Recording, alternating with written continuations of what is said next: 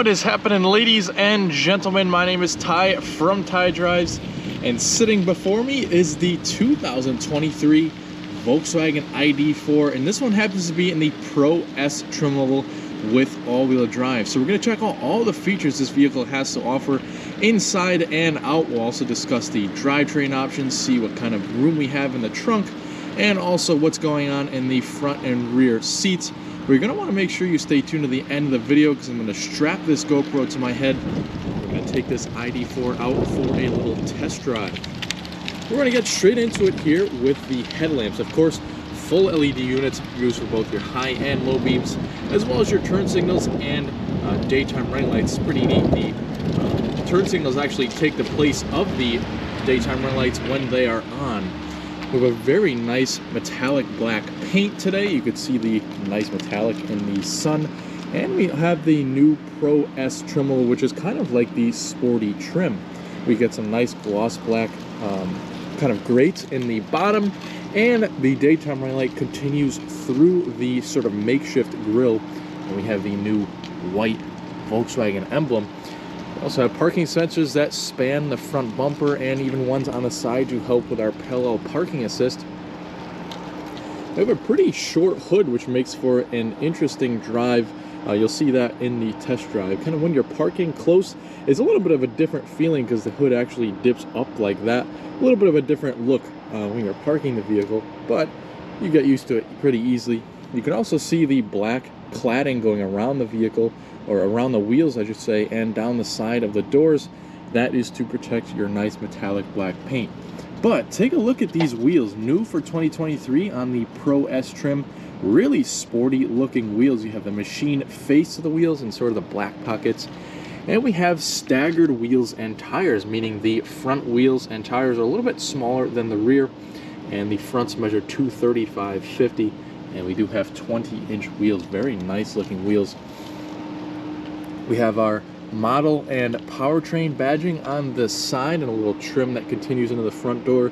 LED turn signals on the mirrors, as well as the blind spot warning on the inside of the mirrors, which is very nice.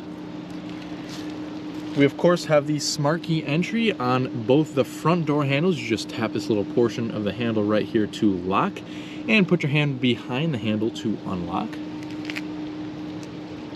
And they are electronic door handles, so you really don't feel a mechanical release. It's an electronic sort of pop when you open the truck, or if you open the vehicle.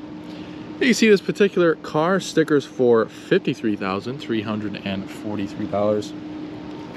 And the rear tires, as I said before, are staggered, so they are a little bit bigger back here, 255/45, which is pretty neat. Taking a step back, this ID.4 is a really good looking vehicle with this new sort of sporty trim. I definitely really like the wheels, and the blacked out portion up here looks nice as well. Parking sensors span the rear bumper just like the front, and we have some pretty cool looking LED tail lamps, all illuminated. Looks very nice. Of course, LED powers the tail lights, brake lights, and the turn signals. And just like up front, you have an LED light bar that spans throughout the whole rear of the vehicle. We have the rear view camera just underneath the deck lid and the trunk release. We also have our ID.4 and Volkswagen badging, and some pretty cool design elements down at the bottom. So, what do you guys think of the design of the 2023 ID.4? I personally think this thing looks pretty great.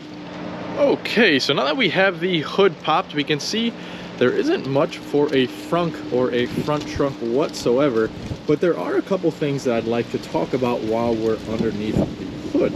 There are two different drivetrain options available, one with a single motor and rear-wheel drive. That one produces 201 horsepower and 229 pound-feet of torque, and you can choose between a 62 or an 82 kilowatt hour battery pack. Obviously, the latter of the two will get you more electric driving range. The other motor is contains two motors, I should say. That produces 295 horsepower, 339 pound-feet of torque, and that comes solely with all-wheel drive and that bigger 82 kilowatt hour battery pack. Now both motor setups will come with a single speed transmission, and both are very torquey because they are obviously electric motors. Alrighty, so popping the hands-free trunk is as easy as just pressing the button on the key fob. Of course, it is full powered, and as I said, it is hands-free with a little kick sensor. But once you get back here, it's actually a pretty good amount of space. Take a look at that. They even give you a little storage privacy cover, and as you can see, the seats will fold down 60/40, but you also have that cut out for a trunk pass-through. We have all-weather mats back here, roadside assistance kits, cargo dividers, all kinds of good stuff back here. And if you lift up the cargo floor, you can see we have a little bit more space. And if we lift up this second divider, we can see we have a little bit more space, so we can put all of the charging wires and everything back here, and a bunch of groceries and things that you need. So you have grocery bag hangers to either side. You even have a 12-volt power outlet back here, and LED illumination, and all kinds of cargo tie downs and whatnot back here. So yeah, it looks pretty good back here and is very roomy. Once you're all done getting your goods, you can either close the trunk with this handle here or just press the button.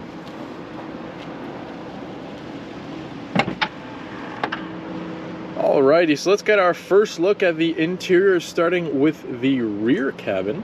Now up here we do have some pretty decent material, so we do have a nice leatherette material with some contrast stitching. However, up here and all the way down here is going to be a hard touch material. We do have 7 speakers as standard with this Pro S trim, so plenty of sound levels, and some nice gloss black with your window switch and your door handle. Nice metallic silver trim up here too with the door handle, looks pretty good. And a pretty good amount of storage down there too. Now we do have a dual tone interior, meaning we have the main portion of the seats in black and sort of the outer edges finished in gray, so it does lighten up the interior a little bit. We have some nice headrests, and we also have this handle here to fold down the rear seats, and they do fold flat with the cargo floor, which is very nice. We also have an armrest we could fold down with 2 cup holders, and then you can also see the handle for the pass-through. You can also fold that down as well. Alrighty, so let's hop in, see how much room we have back here. Now, I am 5'10", and this seat is adjusted to a normal driving position for myself, and I do have plenty of room back here. Actually, a pretty impressive amount of room. I would say a good 4 or 5 inches, maybe even 6 inches of legroom. Each seat has a storage backing in the back, and they also have a little pouch up top for a phone holder, which is pretty cool. Very large panoramic sunroof back here. As you can see, it continues all the way back here. We have LED lighting, grab handles back here, coat hooks, all of that good stuff. And it's pretty roomy back here. We do not have a hump for the drivetrain, so that's definitely a plus. If you wanted to sit a third person back here, you'd have no problem with that. And everybody has you have 2 USB-C chargers and climate vents, and a little bit of storage over here as well. So pretty nice rear cabin in the ID.4. All right, now let's take a look at the front cabin. So we have a little bit better materials up here. We have soft touch where your arm is going to rest, and of course that leatherette with the stitching, and a little bit more storage over here. And we also have all of the controls gloss black like you saw out back, and interesting setup for the window controls. You only have 2 window switches, so default you can put up and down the front windows, and then you just tap this sort of capacitive touch button that says rear, and then that will control the rear windows. Sounds a little bit crazy, but you will get used to it, I promise. We have all of the mirror adjustments here, and the lock unlock for the doors and the rear child locks. All of that is a capacitive touch. Lots and lots of capacitive touch buttons on this vehicle. At this angle, you could see the blind spot warning on the mirror a little bit better, and the dash mostly is that nice gray color, so definitely lightens up the interior just a bit with some stitching. You have a air vent over here and all of your lighting and defroster controls. So we have all of our lighting up here, fog lights for the front, our defrosters front and rear, and then we also have an infrared windshield, so your windshield is actually heated. Very nice for the winter time.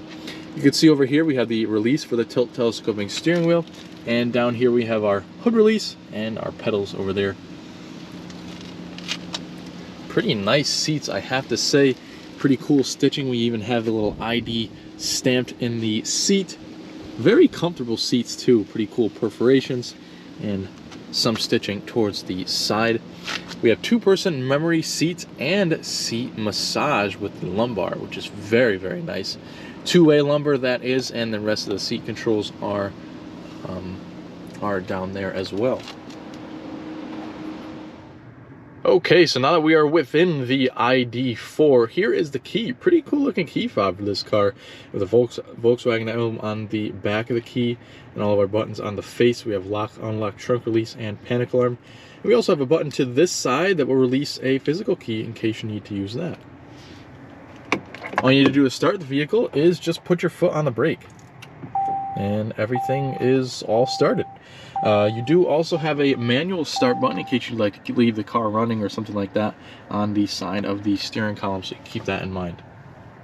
But let's start things off with the steering wheel. Very nice traditional Volkswagen steering wheel with the capacitive touch buttons. Not a big fan of the capacitive touch buttons, but apparently they are changing them over to physical buttons sometime in the near future. So if you don't like that, just wait a little while. They will go back to physical buttons. But over here we have all of our adaptive cruise control settings and the mode button for your stereo. Over here we have voice commands up and down for different tracks, and over back and forth for the audio volume. You also have a little swipe over here for the screen up there. Taking a look behind the steering wheel, we have both stalks for your high beams and turn signals, and over here for your front and rear wipers. Up here we have a nice little screen for your gauge cluster. Pretty small, but you get all of the features that you'd really need in there. So we're going to kind of use this view button to swipe back and forth. We can get sort of a driver's assistance screen with our speed limit on the particular road, current speed, and all of your battery percentages and things like that. We could swipe over to get a combination of your driver's assistance, your speed, and the route guidance for the navigation. And we could swipe over, get rid of the driver's assistance, and just sort of see your navigation screen. So that is pretty much it for the screen up here. Not very configurable, but you do get most of the features that you would need in a little driver information sort of cluster right in front of the steering wheel.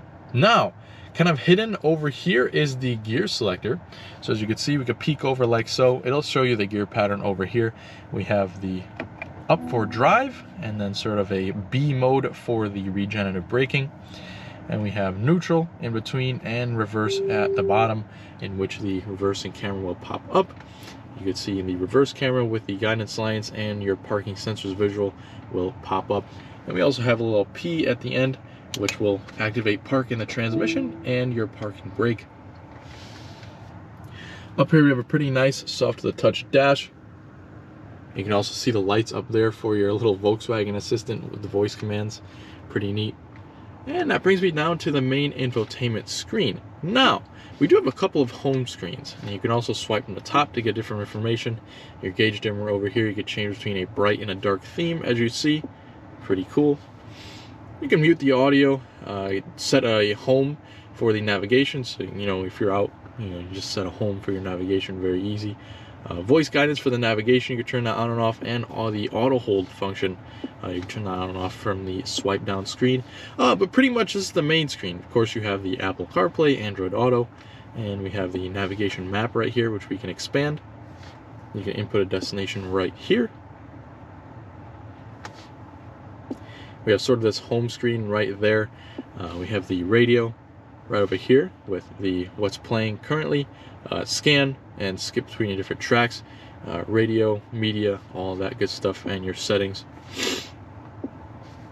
And over here we have some charging information. You can see it gives you your sort of distance till end of charge and percentage of charge, and then different locations for charging, and to give different settings for the charging. We also have our phone screen over there, and then sort of a kind of a trip computer over here. You can see since start, long term, and then since your last charge. We have status for the vehicle, servicing, tire pressure, all of that good stuff, and then some various vehicle settings, so you can configure your exterior lights, all of that good stuff. You have light animation, all that cool, very cool stuff in here. You also have interior ambient lighting, different things you could configure. You have the easy open trunk, the windows, central locking, all of that good stuff for the settings. We can go into the interior settings as well.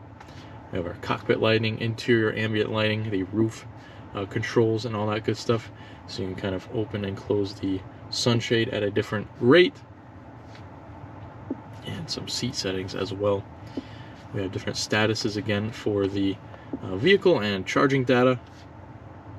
Various trip computers like we just saw before. We can set up different users for the vehicle and then go into our radio media screen and all of that good stuff. We also have a devoted climate menu you could press over here. That'll bring up your heated seats for the driver and passenger, as well as your heated steering wheel.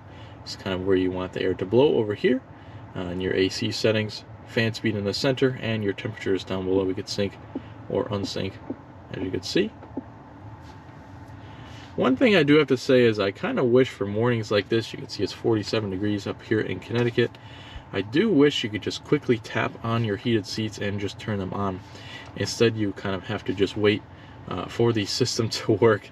And, you know, I kind of get impatient when I'm cold, so I'd really like to see that if you could just tap on the heated seats. But instead, you have to tap the heated seats menu and then go and tap on the heated seats and steering wheel, things like that. So just something I wish they would improve upon, and I'm sure they will in the future. A couple of capacitive buttons here to change your temperature for the driver and passenger, and then also a swipe for your audio volume. We do have some more capacitive buttons down below, sort of the shortcuts for the screen. We can bring up our parking menu, climate, we have our hazards in the center, and then our driver's assistance screen. You can kind of just tap and turn on and off all of your different functions, as you can see. Then we also have your different driving modes. So you have Eco, Comfort, Traction, sort of a, you know, all-weather mode, and then sort of a custom in which you can configure. Pretty neat. Over here we can also toggle on and off your auto parking and your parking sensors as well. So we'll kind of toggle between a couple of different driving modes. I think we're going to put it in Comfort, and then for acceleration and sort of spirited driving section of the video, we'll put it into Sport. But that pretty much does it for the screen. Some controversial reviews within this screen, but I think once the car gets warmed up and everything loads, it's a very easy to get used to system. There are some cryptic things that you kind of have to get used to, but that, you know, when you get a new car, that kind of has, you know, that feeling with every car. So pretty good infotainment system, not the best, not the worst. Taking a look down below all of the buttons and the screen, we have two more climate controls and a little bit of a redesigned center console here. You have two cup holders over here and your wireless charging pad. You can kind of put your phone right in there. Two USB-C inlets and a pretty nice, soft to the touch center console here. We have pretty good amount of storage. It goes in pretty deep. So good amount of storage in this car. Speaking of storage, the passenger has the glove box. Again, good amount of storage in there. Up here we have a full black headliner, and we have the visors with a mirror and light. We have a little swipe control here for the sunshade, which you can see opens nice and full. And we do have some lighting controls up here, all LED illumination, and sort of some servicing and reminders, SOS control up there. And all four passengers within this vehicle have grab handles. As you can see, it is one continuously very large panoramic sunroof. The sunshade will open again with that control, as you see, but since it is one pane of glass, it does not open, so the glass part is fixed in place. With that being said, I think you get a pretty good idea of the features on the ID.4. Let's get this thing out on the road and see how it drives.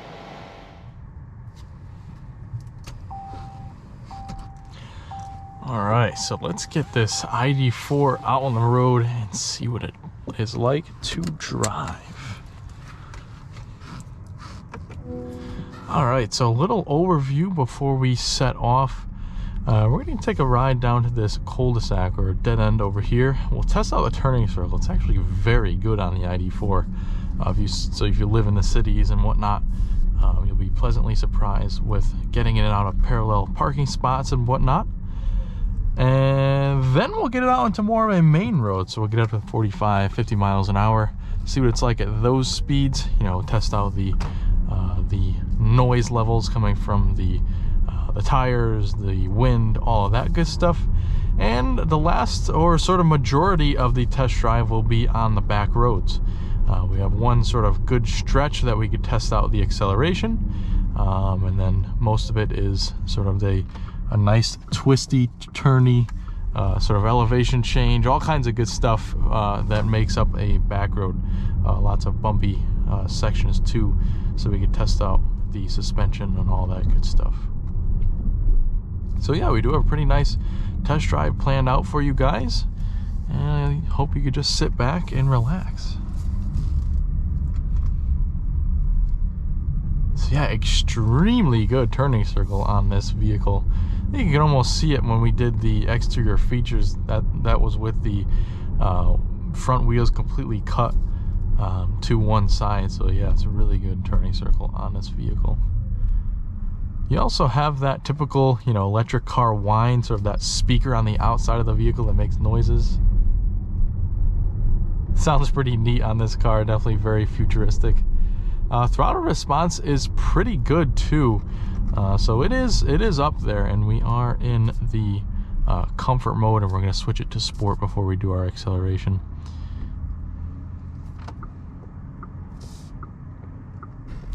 Now, one thing I noticed is the throttle response in drive is pretty responsive. Once you switch over to reverse, it becomes less responsive, so you don't like accidentally reverse into your garage door or something like that. So that's a good thing that I've seen or noticed for this particular vehicle. But now that we have it up to speeds of 45, almost 50 miles an hour, it is very quiet in here. Now, we do have some pretty large mirrors on this vehicle, so in case you wanted to tow a small trailer or something like that, these mirrors are definitely capable of doing that. Actually, speaking of mirrors, the rear view mirror too is pretty big too. We also have the garage door home links and the compass and the auto dimming on that mirror as well, so very nice mirrors on this vehicle. But yeah, not a lot of wind noise. You know, you'd expect a lot having such big mirrors, but not really. Also, the noise of the oncoming vehicles is very minimal, and tire noise very minimal too. So good sound deadening in this vehicle, and of course you don't have any acoustic coming from the engine, since it is all electric, and it's very silent in that respect too.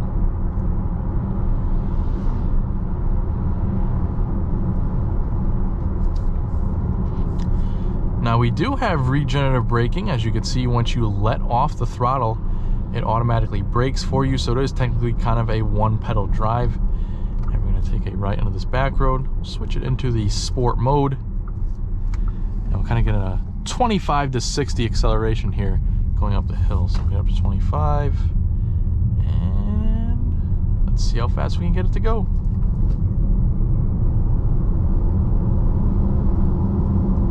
Yeah, so pretty brisk acceleration, as with pretty much every electric car. You just have that instant torque, and this being the all-wheel drive dual motor, obviously you have more horsepower. It's just under 300 horsepower, as I entailed before, and quite a bit over 300 pound-feet of torque. Now, I have driven both the all-wheel drive and rear-wheel drive versions of the ID.4. And I can say that the all-wheel drive, while it is faster, definitely, it doesn't feel that much more faster. You know, it does have just about 100 more horsepower, but you do have that extra weight of an extra motor for the front, to turn the front wheels in conjunction with the rear. But yeah, pretty brisk acceleration, you know, 395 horsepower again, or horsepower. I'm sorry, 295 horsepower. I wish it was 395. Then we would have some serious fun with this car. But you know, I kind of like this one pedal drive too, so it's not as aggressive as Volvo's one pedal drive, but it will definitely get you to a stop.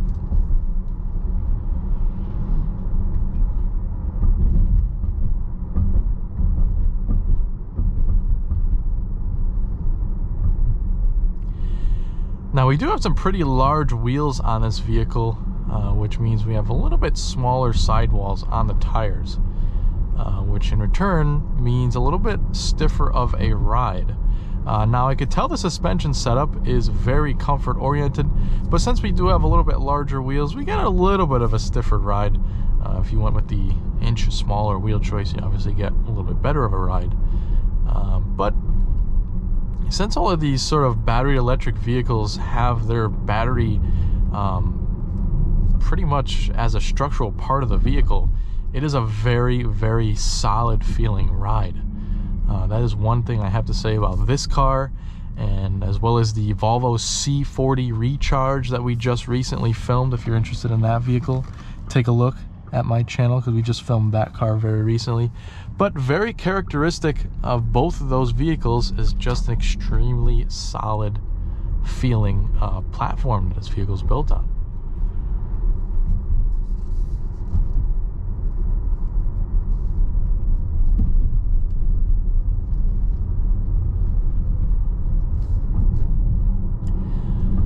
Pretty decent handling too, you know, and definitely not pushing it very much, but seems to be a pretty small amount of body roll. Let's see. Yeah, you do get a little bit of body roll, obviously, you know, of course it's an SUV. Pretty heavy one at that, since the battery pack takes up quite a bit of weight, but not too bad in the corners. We have now reached the bumpiest section of our test drive. This will be the true suspension test.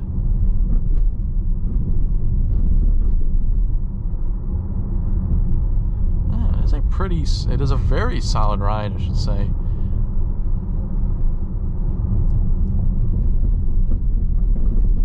It goes over all these bumps with ease and comfort.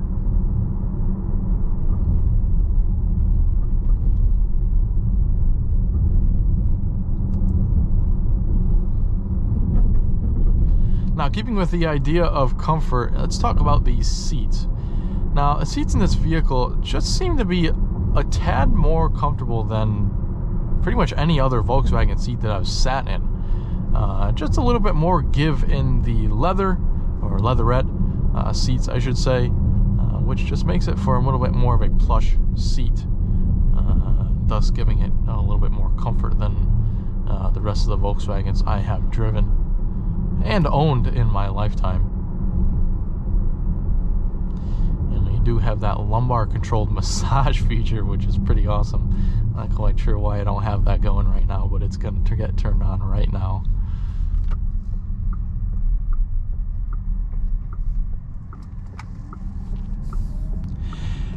And that's that one pedal drive does bring you to a very smooth stop, so you could just keep that in mind too.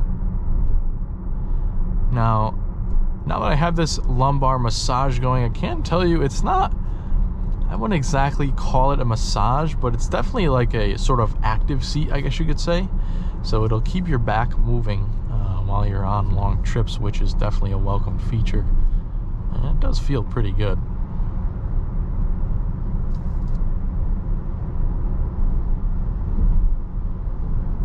But yeah, pretty impressed at the sound and noise insulation that this vehicle has. And it is pretty windy out today too, I must point that out, and I really don't hear it all that much.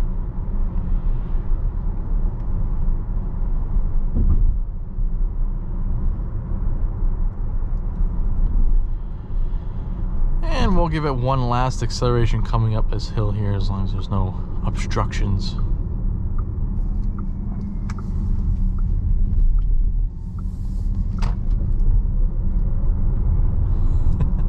You just hear those strange futuristic whines of the electric motor. All right, so just kind of making our way back into our little parking lot here. What are my wrap-up thoughts on the ID.4? So, pretty good vehicle. I really like the way it drives. For the most part, not too happy with the ergonomics of this vehicle. You know, me personally, I'm not a huge fan of the capacitive buttons on the steering wheel.